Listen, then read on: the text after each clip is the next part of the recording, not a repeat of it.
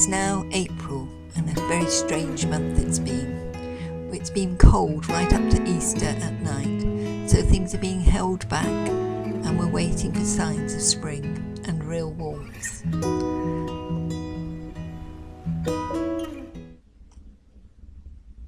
Having looked outside, we can see the spring garlic has made good growth and the autumn garlic is really going away.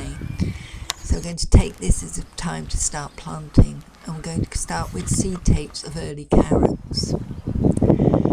This ground had been rotavated, so it's a question of making a nice flat drill and then laying the seed tape down gradually. Of course, we had to do this on a windy day.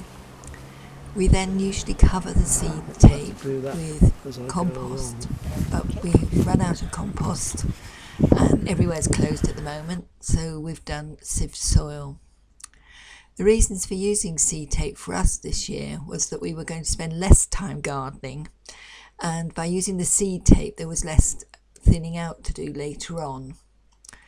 It does give a nice even growth and it does save all that thinning business.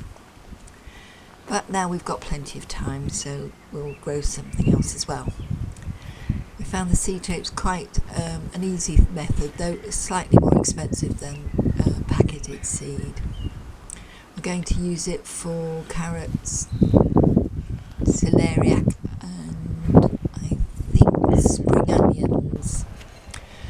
Once it's safely in and bedded down, gently hoe over it. It has not rained here for 2 weeks and doesn't look like it's going to rain until after Easter. So we've had to go back to connecting the hose to the mains and hosing the new seeds every morning and evening to get things going. Might sound easy, but the tap is actually miles away. Still, on the way it gives me time to admire the lilac buds that haven't come out yet. Potatoes. There's books written about how to grow potatoes, and I think everybody has to just sort out their own method. Our method is to concentrate on one row of earlies and the rest main crop. These are Desiree that have been in the shed for some weeks. Of course, the first thing to do is rotivate the top, and that always needs repairs. And then we're going to mark out 4 or 5 drills. Traditionalists would have dug a trench all the way along. However, we feel this would have exposed the soil underneath to dry out. So we've opted to make a hole at each position that goes down to the damp soil and then put the potato at the bottom.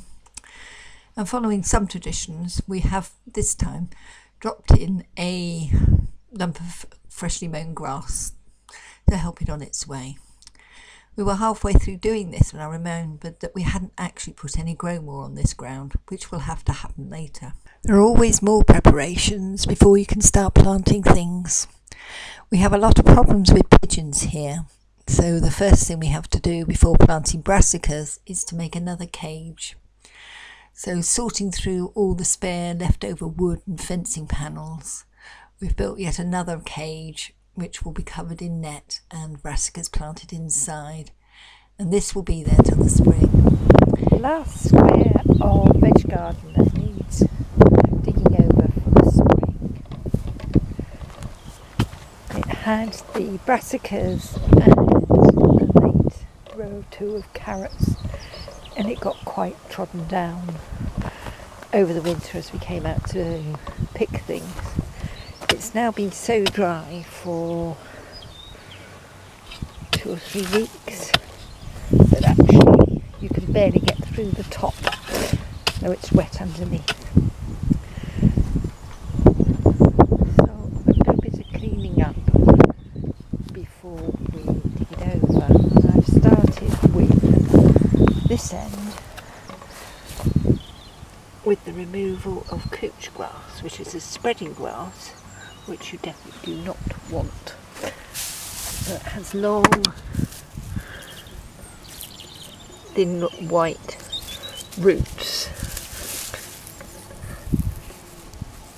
A little sprout from each bit. So every bit of this, I can get that there, has to be taken out. So after about 20 minutes, that bit is dug out. And we now have a nice big pile